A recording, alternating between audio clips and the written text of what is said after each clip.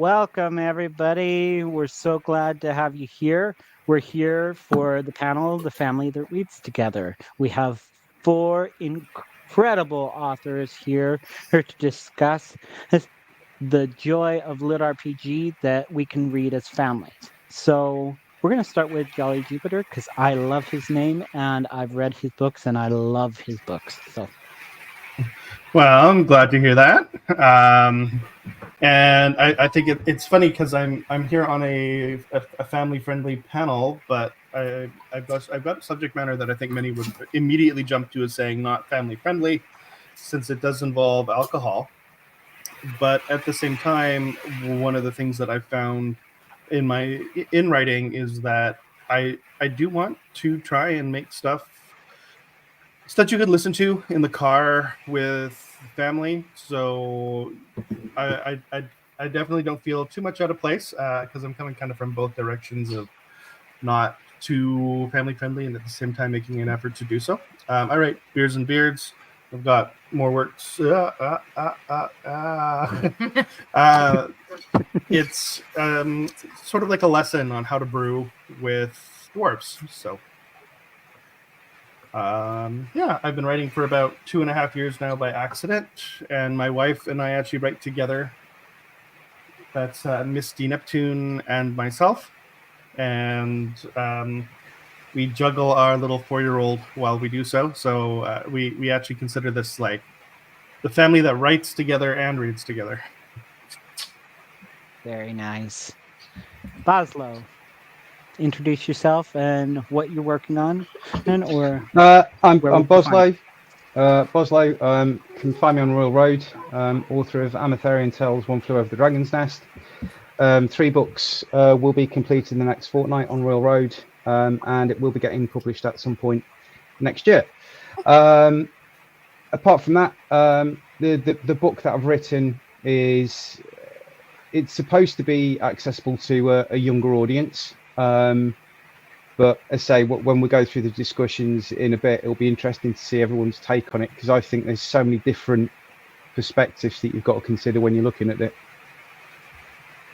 Oh, absolutely. Timothy, you're one of my heroes, so I got to hear from you. Oh, hello. I'm Timothy McGowan. I wrote the Arcane Knight series as well as some other series that I've done. What I'm working on right now is a series called Dragonstone Academy, and it's going to be.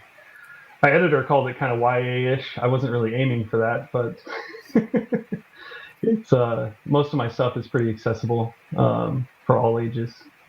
And I also do have a series that is literally just for middle grade kids. So yeah, that's me, and I've been writing since. I've been writing for quite some time, but my first book came out in 2020, so put out a few books since then. And Aoife, I haven't had a chance to read your books yet, but I'm getting there, I promise. So I want to hear from you. Hi, I'm Aoife Y. I write with Rachel A. Cooper. She's amazing. We're working on a series that's up on Royal Road, A Titan's Core. I'll keep it short and sweet. So that's me for the moment. Okay. So this panel is all about those books that we can read together as a family, but also make it so that parents are still entertained, but it's also appropriate for children. And for me, as I was preparing for this panel, it kind of opened my eyes because I realized that there's at least a quarter of lit RPG books today that, even though they're absolutely entertaining for their parents, can also be read by our kids, and we wouldn't be ashamed to have them read them. And it kind of blew my mind. So my question is, to start, is um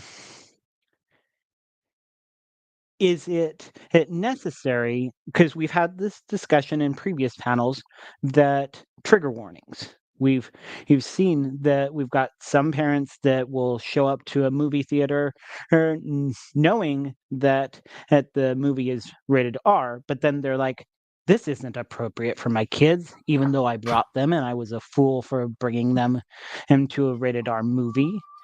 Is it necessary that we need to put up trigger warnings on our covers, or is it one of those things where LitRPG should already be, fans that have read it should already be aware that there is a chance that there is going to be a need for a trigger warning?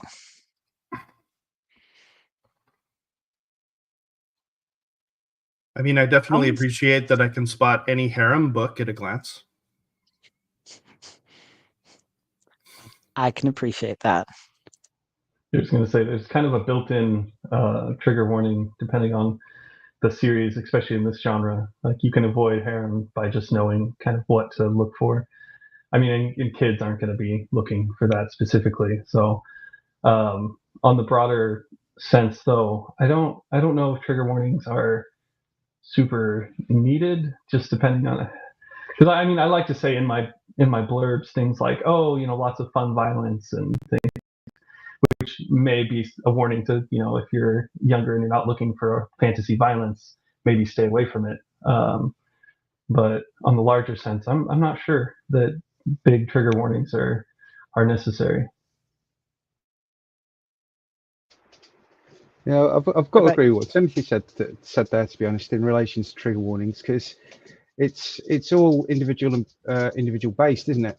What some parents will class as inappropriate for their children, other parents will allow, and it's all mixed. And there's no definitive sort of rule. As I say, harem as an example, as Johnny mentioned, definitely, you can see the harem one should keep that away from kids.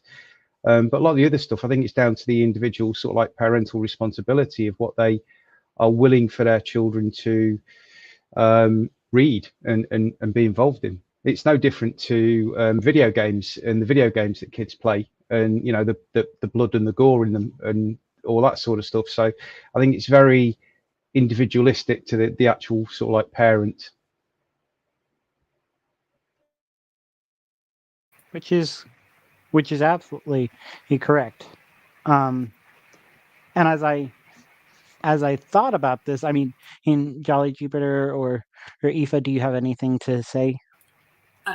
Yeah, I was just going to say pretty much on from what's been said. And also, I suppose you take the, if it's available up on Amazon, also, that whatever way you're categorizing it as well. You've got to think of that. But from a parent perspective, yeah, it really, I mean, I can look at my, like 3 children, and I know other people, it's the same thing. What might be appropriate for my children, and I have children with additional needs, that's another layer onto it that I'd probably have to take into account as well. But yeah, I mean, there's the general kind of literature thing, and then as you say, like with LitRPG, we've generally read, we know, and also you will recognize covers and things like that as well. I don't think I've really actually got anything majorly different to add than what's been said before, really. But, yeah. So I actually almost have the opposite point of view. Since what I write is slice of life, I get a lot of people where I am their first lit RPG. It's actually like a lot. A significant number of my reviews are from this is my first lit RPG, and I feel sorry for those people, just as okay, well, you're coming for me into lit RPG is going to be very different going into your next lit RPGs unless you stick to that slice of life cozy adjacent. But especially because I write in the cozy slice of lit RPG, those trigger warnings are actually quite important. When I was writing on Royal Road, I had a very, which I had not considered to not be a cozy scene, but talking to people sensitivity-wise after the fact, I was shown to me how it wasn't a very cozy scene at all. And I got a lot of complaints and sort of people who dropped the book and people who were very upset. And I talked to them, well, why are you so upset? And their stance was, well, when I'm reading something that is cozy or slice of life, if there's some not cozy moments, then okay, you know, that happens in non-cozy books. But if I get something that decidedly is triggering, I am no longer. It's like having a gunshot go off in a quiet space. It's like having that moment of sitting around a fireplace, reading a good book, and suddenly there's eldritch horrors jumping off the page, and it's taking me from where I was. And for some of my readers, especially in the cozy genre, they're not reading from a good place, right? They're reading to escape. They're reading because they need they need that warmth or family or whatever in their life, and then suddenly having that crash down around them is detrimental to their reading experience, possibly detrimental to their mental health. And they don't know, right? If I'm especially in, for some of them, you might be their first lit RPG. We can't really take it for granted. So I do actually have trigger warnings on my Amazon page for that reason in particular. I could probably pull. I don't want to go pull it up right now, but I've got trigger warnings for things like, you know, there's alcohol, there's the occasional swear. I tried to keep it PG-13, so I think I got one F-bomb in each book. I'm like, I've got to figure out exactly. It's like one of those Reddit threads where it's like, where could you, if we did your PG-13 movie, where could you put the F-bomb just for maximum effect? Yeah. Book 3, I guess, is rated R because I think there's 2, one for each.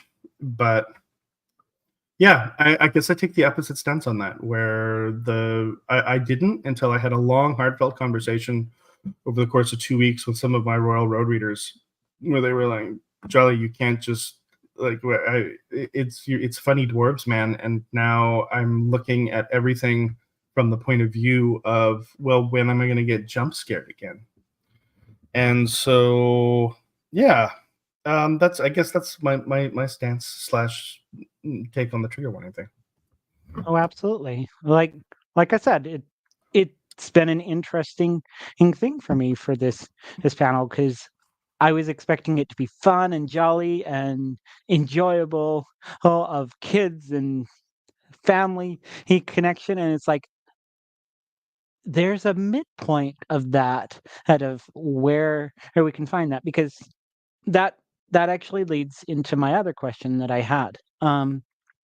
Like, what I would have considered back when I was a kid, books that I would have read would have been like Dungeon Core, cozy, slice of life. And yet now that I read, there are books such as the one I'm representing, Golem Master, that I would have no problems reading aloud with my kids, nieces, nephews, is because it is written in such a way that that I would not have an issue on that. Where do we find that balance? Is it that we can only stick with those 3 subgenres because that's what is expected?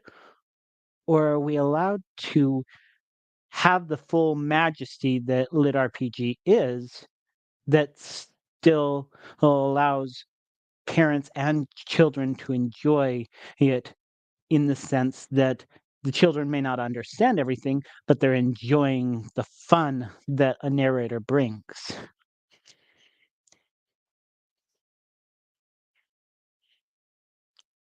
I know I was jumbled on that. Um,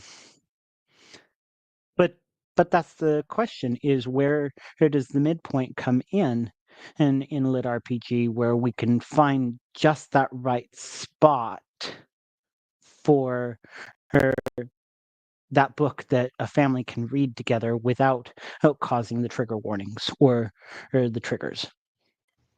I think we're all waiting to take turns, Kyle. So if you just, after the ask the question, if you want to point to one person at random and just be like, hey, you, Timothy, you start.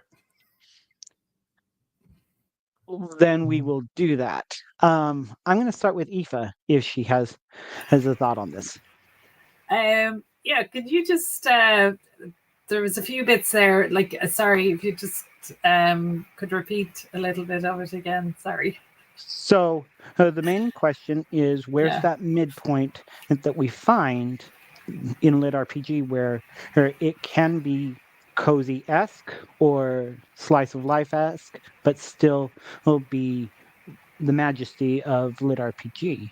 What would you say is that midpoint where families can enjoy together? I suppose I can just kind of go from experience of reading a story more so than specifically because my kids. Sometimes I just wonder, like myself and my husband, like are avid readers, and our children just don't read really as much, and there's a number of reasons for that. But when I was homeschooling the boys for a year around COVID, we sat and we read A Monster Calls.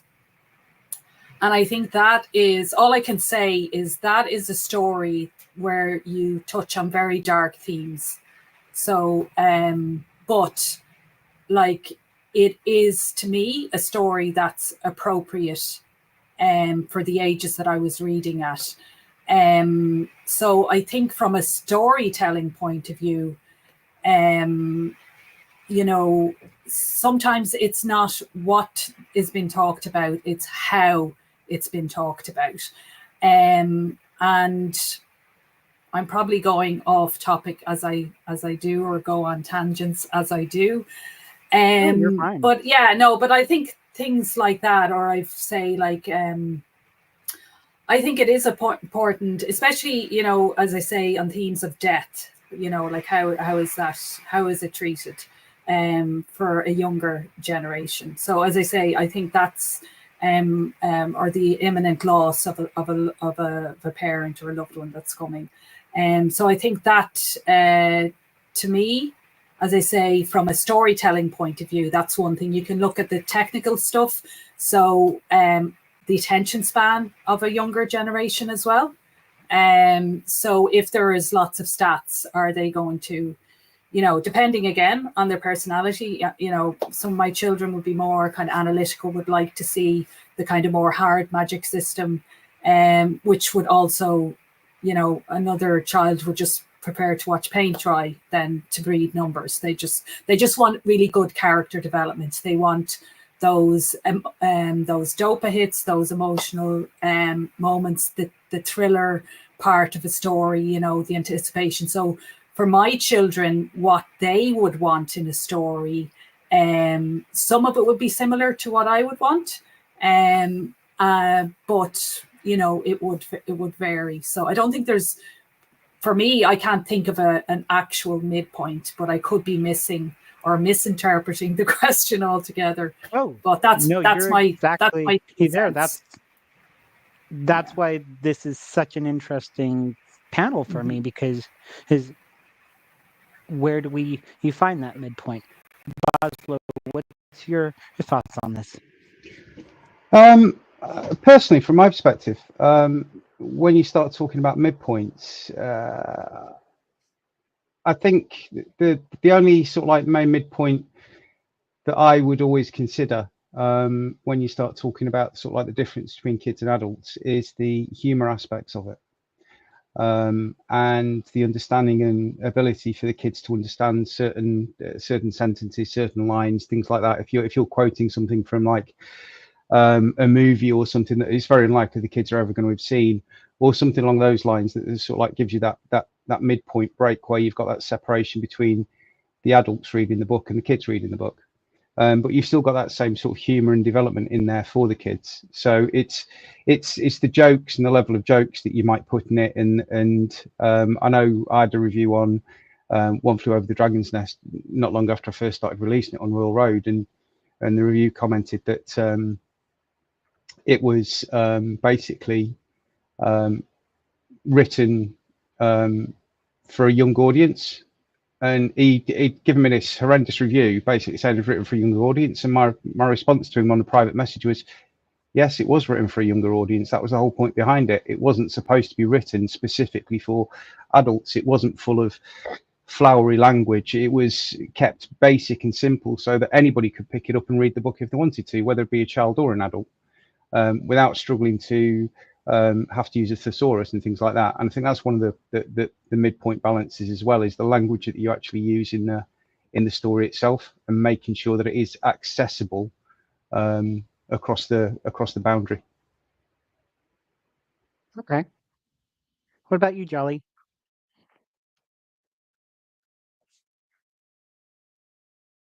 You're still muted.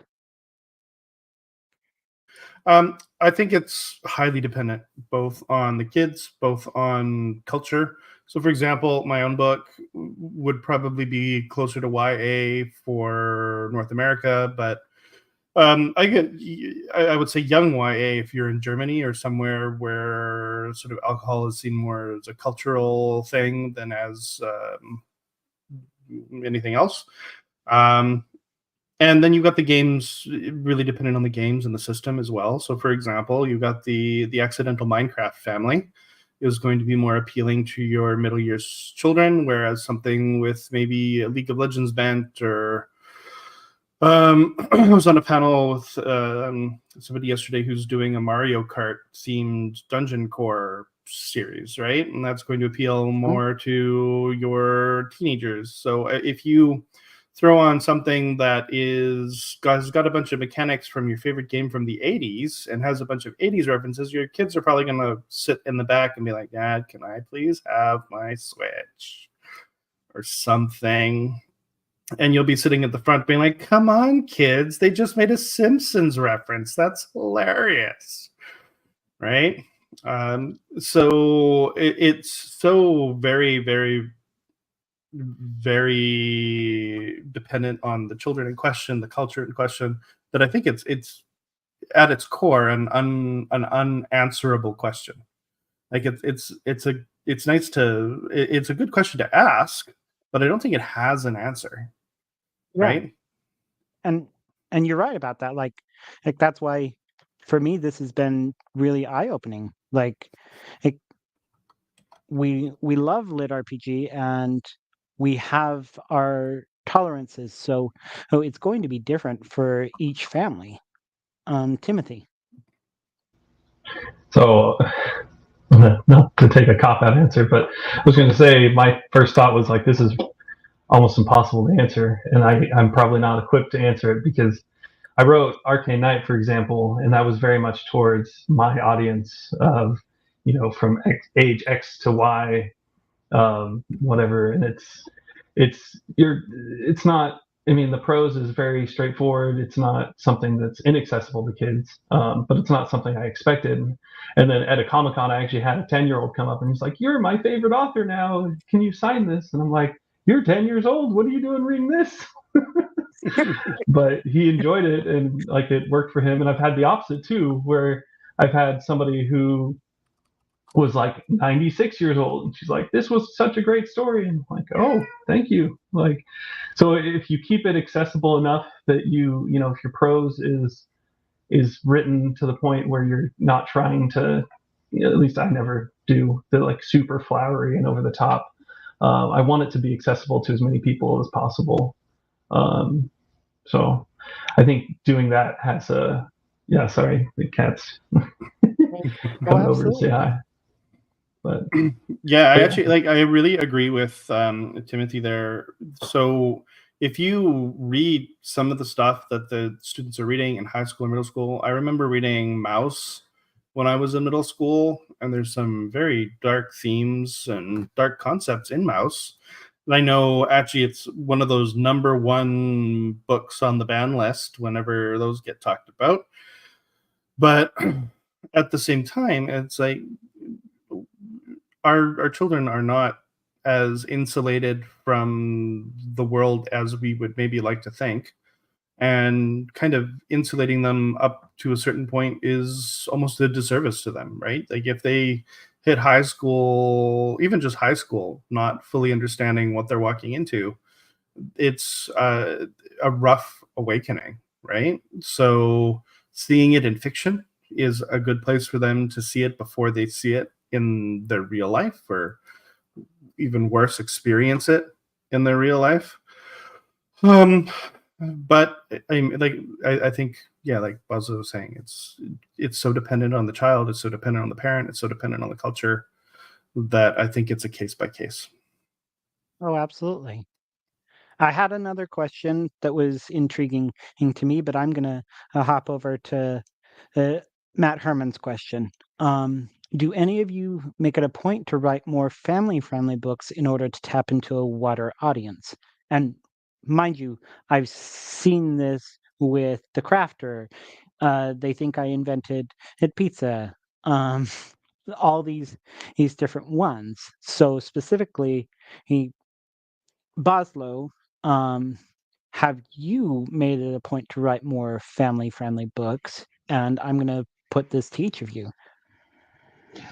Yes. One Flew Over the Dragon's Nest specifically was written in a lighter frame. The first book I wrote was exceedingly grimdark. The content was completely inappropriate. There's no way that a kid would have even gone near that book, because it was all about slavery and all sorts of weird and wonderful and brutal content in it. And basically, I deliberately changed it to, not have any F-bombs in it. I think the strongest language is like something like trolls, pimples on a troll's ass or something like that. It's that sort of level that it goes to. It doesn't go any worse than that.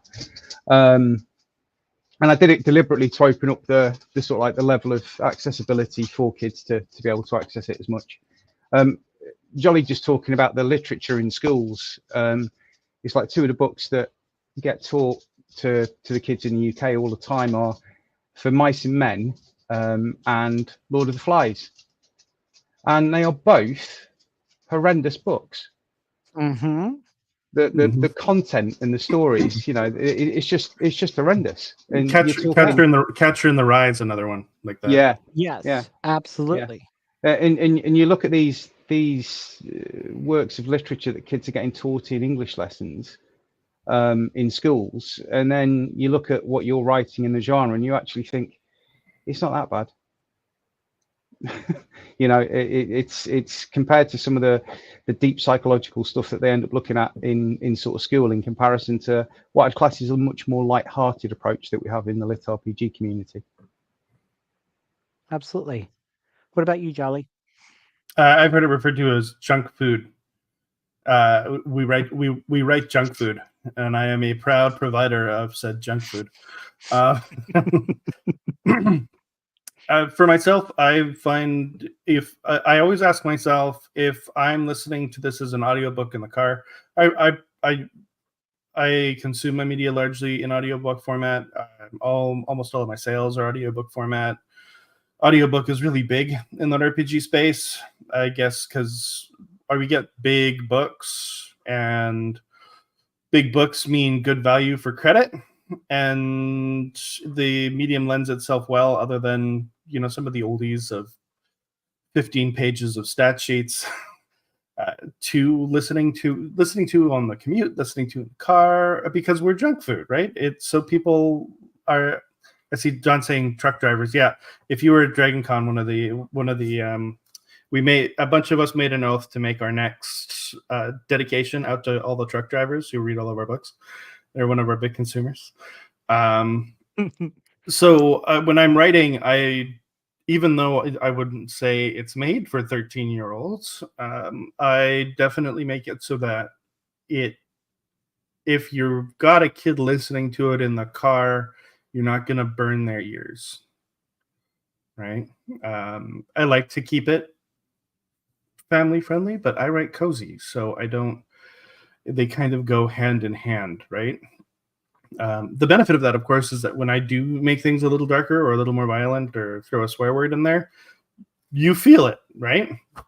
When there's a bunch of swearing on every page, you kind of just get kind of numb to it. And I think that is actually an issue in our genre to a degree, almost, I know how I can make it dark and edgy. He says fuck. And then do you know what his next word is? Shit.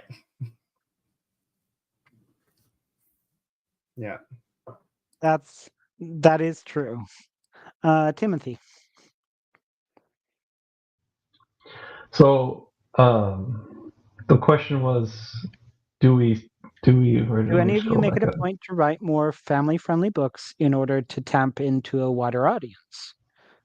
So I have with specific series. Arcane Knight, I wasn't really thinking about that, but it kind of worked out anyways. But I have at times, and I've also written stuff that I wouldn't want kids to read, like specifically more short story stuff, things to cleanse my palate of doing stuff that's, just trying to keep it nice and balanced. So the short answer is yeah, I have. And with usually I have a series in mind when I'm doing it. But when I'm writing just my basic stuff where I'm not really thinking about that, it usually tends to turn out to be the more accessible stuff anyways. So. And you, Aoife. Yeah, so from, I suppose, again, the technical, like the writing aspect, I would have originally been quite a flowery writer, and I had to kind of look at making things like the readabilities, I think is very important, to make sure that it is easy to understand, that, they're not going to have to kind of pause and get taken out of the story because of the word choice, and making sure that it kind of fits with the character's POV as well. So I think probably our first works that myself and Rachel did, I probably wasn't aware of that as much. I think, yeah, there's more of an awareness now working on our current series. So I would say, yeah, like in more recent times, we have kind of made it more accessible, but more in the technical writing, because I still think there's probably some darker themes in there as well that might not necessarily be for younger children. I think, though, I do like on Royal Road as well. Like you have the space there to put up the warnings and that there. Yeah, so that's kind of the process we've taken anyway. Oh, absolutely. So thank you, Robert, for bringing this question up. It was leading into my question. So I'm going to try and mesh the two together. Robert asks, do you include language and slang as part of your editing one way or the other, taking out to clean up or adding in for impact realism? And my question added to that is, in order to make a book family friendly, does that mean in that we have to be censoring ourselves on certain things? But I'm going to stick with Robert's question. Do you include language and slang as part of your editing one way or the other? I'm going to start with Tim this time. I have when I'm specifically writing for a younger audience. So when I wrote Journey to the Crystal Mountain, which is a middle grade a LitRPG, kind of meant to be like an introductory for younger ages, I was very hyper aware of using certain language and trying to keep the prose as simple as possible so that it would. So I didn't hit, kind of like somebody else had said, I don't want them to hit a word and be like, what's going on here, and then be taken out of the story. Not that kids, especially middle grade, they've got such a vocabulary nowadays, but Oh, yeah. I did specifically try to keep it on the simpler side just to make it more accessible. Charlie? Looking for that mute unmute button. I mean, if your readers don't have to pull out a dictionary every other paragraph, are you really trying? Come on, we all know we all write with a thesaurus. So, I mean, like I said, I like to write popcorn. So it's not popcorn if it's not easy to read.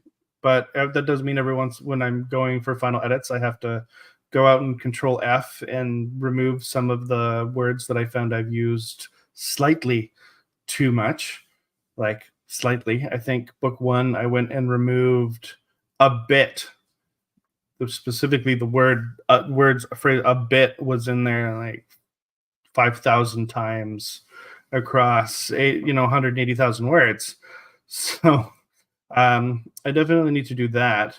But I mean, at the end of the day, yeah, go ahead. I'm not going to interrupt you, Jolly. You continue after this.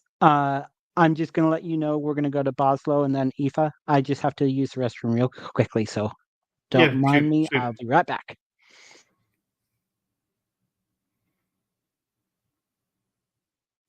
All right. Go ahead, Jolly. Oh yeah. Oh, okay. Ahead, Okay. Yeah. That's okay. Go ahead. Yeah. Go. It's fine. All right. The cat's away. What are we doing? You keep going there. So and then Boslo and then me. Okay. All right. So, what is everybody's favorite video game, and why is it Mario Kart? All right. So, it's just asking about language and slang. I mean, I write I write dad jokes professionally, so my book is full of slang and dad specific language because it's written from that perspective for that perspective. So I think it's definitely a conscious choice you have to make. So pass to Boslo. Language and slang. I haven't really had to do too much editing. There's been a couple of things that I've sort of picked up on when I've been sort of going back through and I've reread it and gone, actually, I just need to tone it down slightly or change it slightly, but nothing major. I think the only thing that I've had to do on a few occasions, I suppose, in relation to slang is the fact that because I'm actually English and I speak English and write in English, and then obviously you've got American English, which is completely different, and getting that balance right between the two.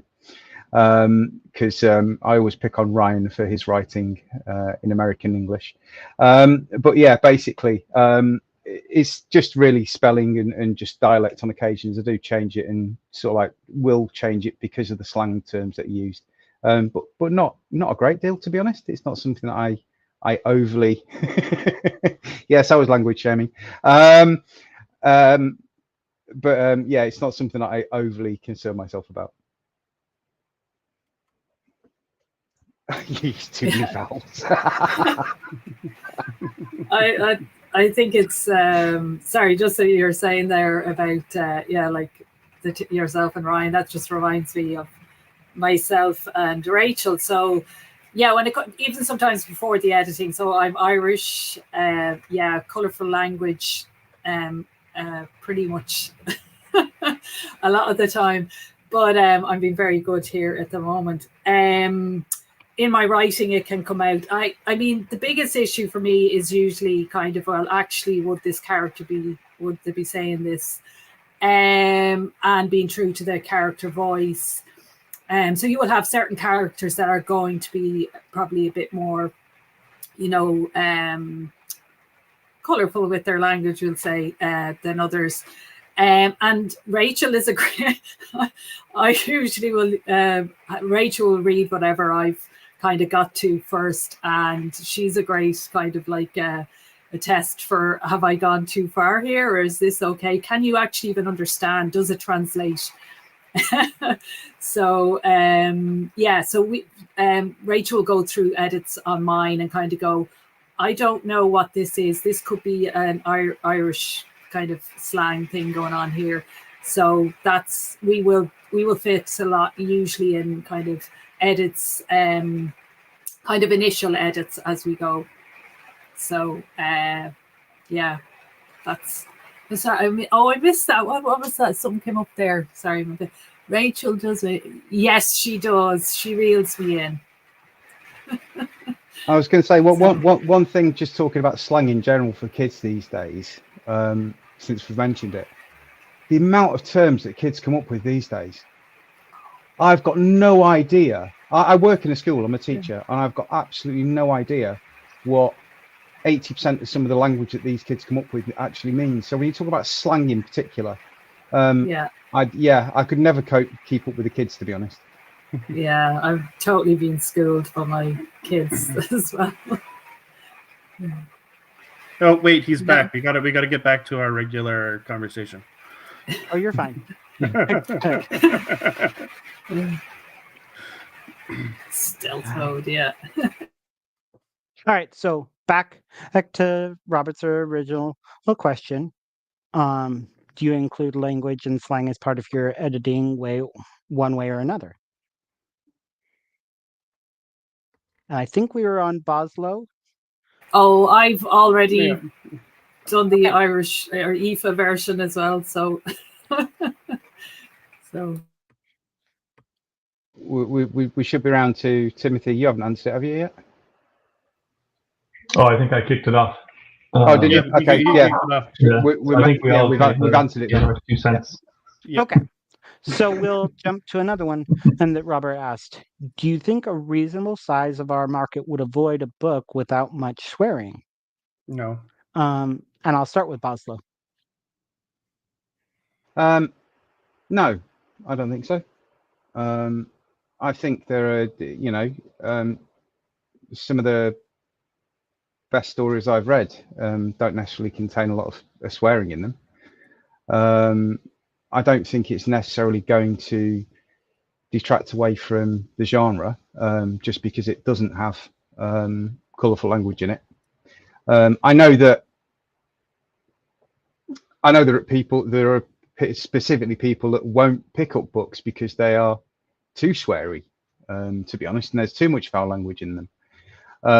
So I don't know. I don't think so. But again, you can never write for everybody, can you? You're always going to write for a certain group of people. So yeah. And Aoife?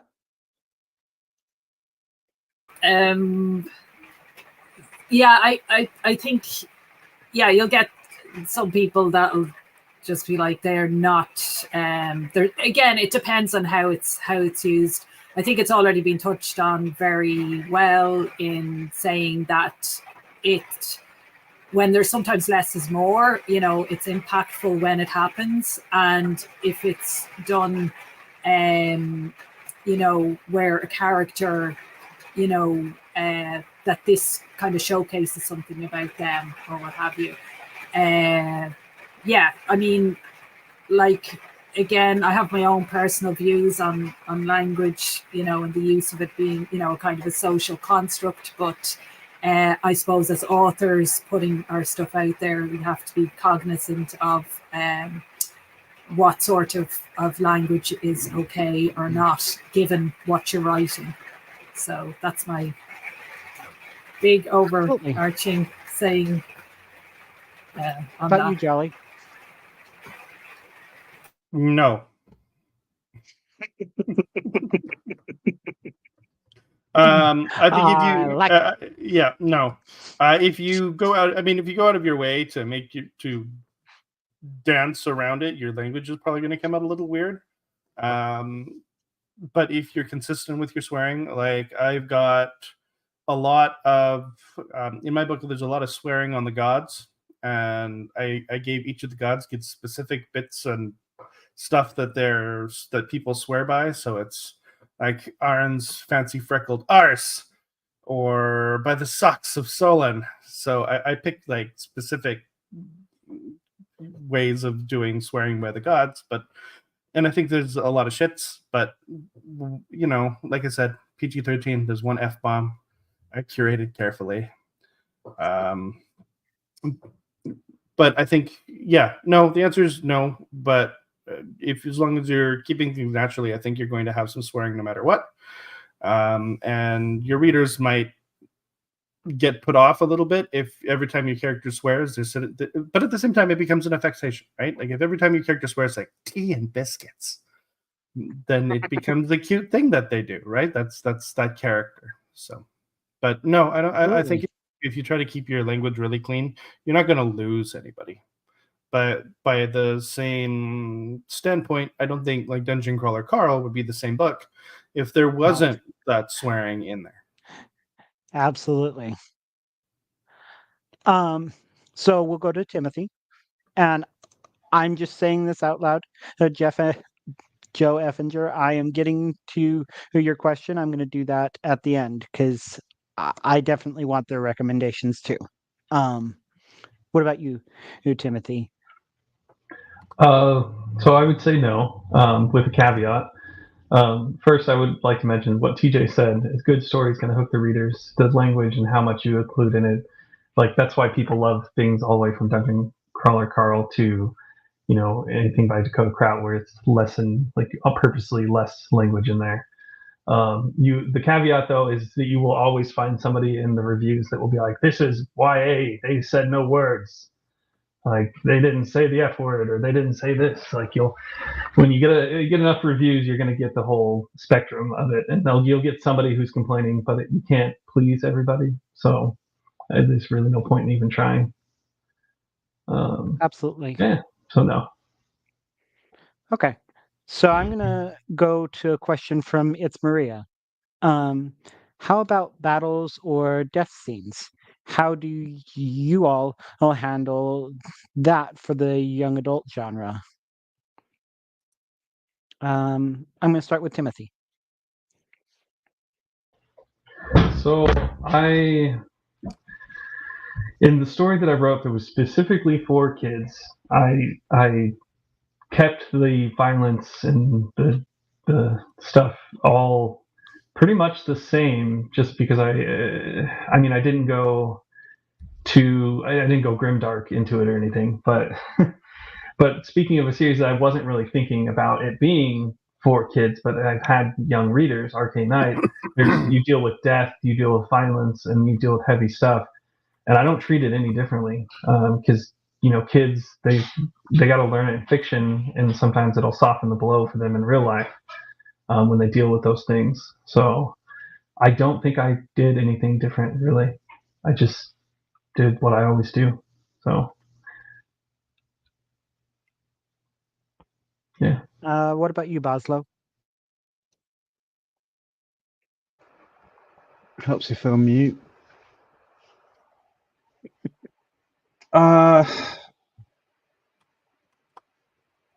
Just say the question again, because I've lost track now. I've just had a complete mind blank. Apologies. Geneva, I'm in the same boat.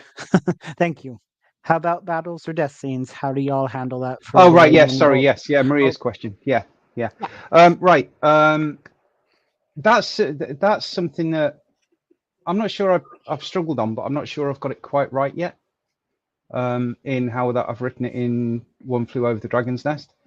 I'm not sure if the sort of like the descriptors I've used for a couple of the scenes aren't a little bit too graphic. So I'm not 100% confident in my own style of writing in relation to that, if that, to be perfectly honest.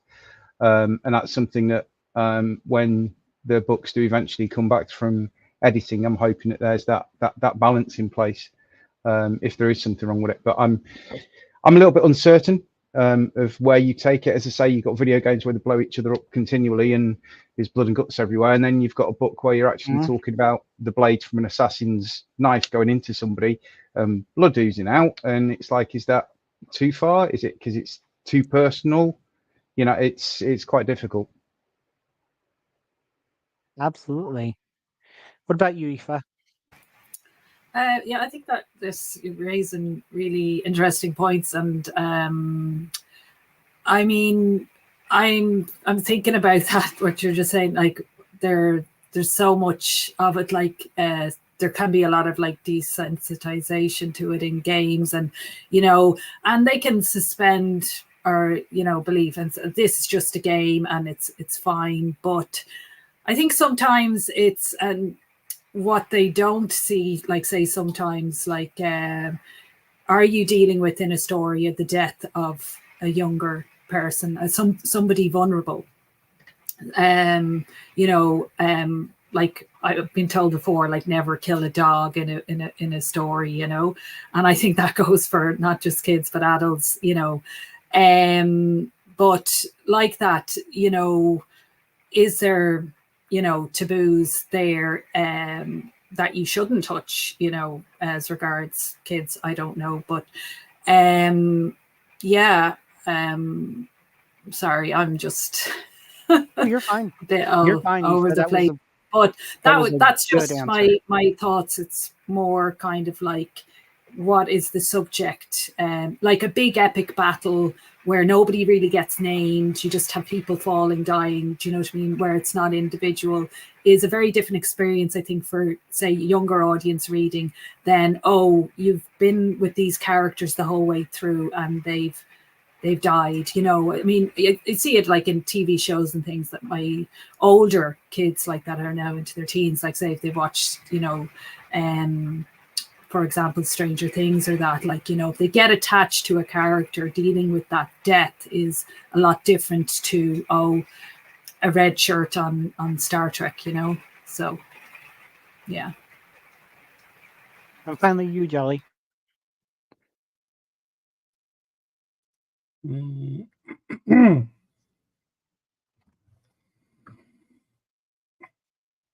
a hard question.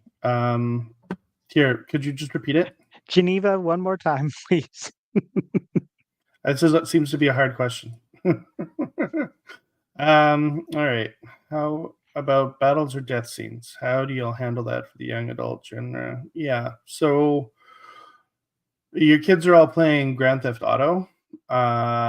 So worrying too much about gore, blood, and death. I mean, go watch the latest MCU. Go watch the video games they're playing. We write LitRPG. LitRPGs are based off games. Look at the games. Yeah, we've got John Wick. You want John Wick? There's going to be your kids have all watched John Wick. If not at your house, then at a friend's house, or while they were staying up till 3 a.m. with their iPad in their bedroom. So it's a question that I think, unless you're specifically aiming at an MY audience, like Accidental Minecraft Family, or you're aiming for something softer, like Cinnamon Bun, or my own books. But even in my own books, I mean, I'm slice of life. So combat that shows up as one chapter, maybe in the entire book. And I try to keep the gore down. I think the big one is you don't have any gore. It's just action. It's not it's no more than that, right? Oh, absolutely. If somebody slashes their sword and somebody goes down, then you've just got action. If you slash your sword and their throat opens up and blood sprays everywhere and some comical, samurai 80s black and white samurai style or Kill Bill style, then you're looking at something a bit more intense. But if it's just action, it's just action. If it's actual gore and you're, after the fight, they look around and the corpses of the dead litter the body versus, they finish and their enemies are all down. Just coaching the language for one thing versus the other. It's, I mean, simple as that. Oh, absolutely. So this question from TJ, the question does not trigger me, just so you know, but the aggravation that I get from this happening to authors really makes me so mad, because you guys work so hard at writing that to receive hate mail just boils my bones. So the question is, some authors get hate mail from readers. Have any of you seen an increase in scrutiny from readers who have a different tolerance level and are upset by some content you wrote? And I'm going to start with Aoife. Simply, my answer is no. And I just haven't really got much in the way of communication, so it's not been an issue for me. Yeah. So. Okay. I'm glad. I'm so glad. Boslo.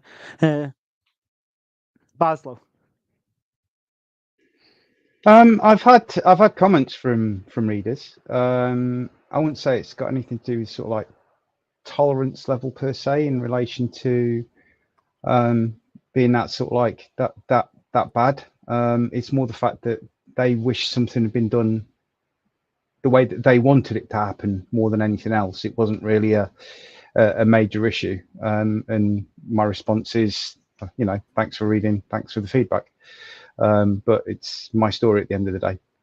And I'm going to tell my story. I'm not going to adjust it just because of what one person says. But no, I don't think I've ever sort of like had any sort of like true hate mail, so to speak, from that perspective. Yay. I'm very happy about that. Jolly. I'm sorry, should have muted before I sneezed there. Don't worry, we didn't hear you. No, good. Excellent. So do comments on Royal Road count as mail? There's a good question. There's a good question. That is a very good question. You never, I think it was Boswell that was saying earlier, you're never gonna please everybody for your writing. So worrying about somebody who gets back to you is like, I hated this scene. It's kind of like, okay, sure, you and 10% of my audience, but the other 90% all liked it. And then occasionally you get other comments. It's like, well, I don't like how this thing happened. It's like, oh, bully for you. That's how it happened. I personally break the cardinal rules of going and reading my reviews on my books. I know some authors are like, don't do it. Don't go read your reviews. But I like reading the reviews. I like seeing how people like what people liked, what people didn't like.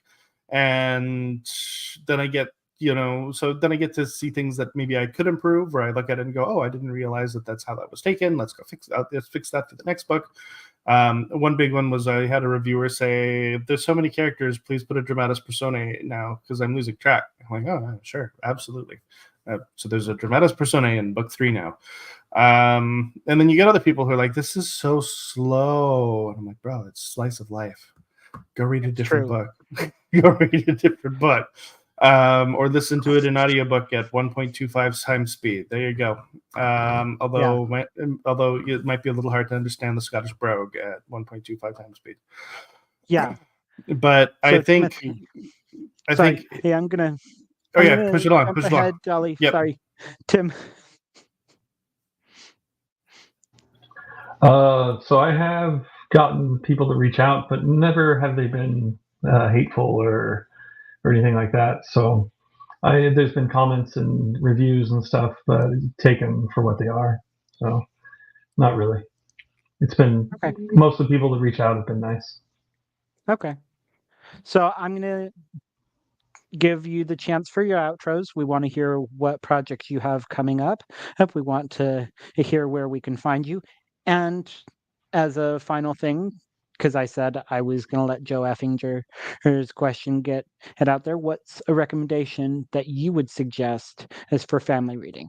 So we'll start with Jolly.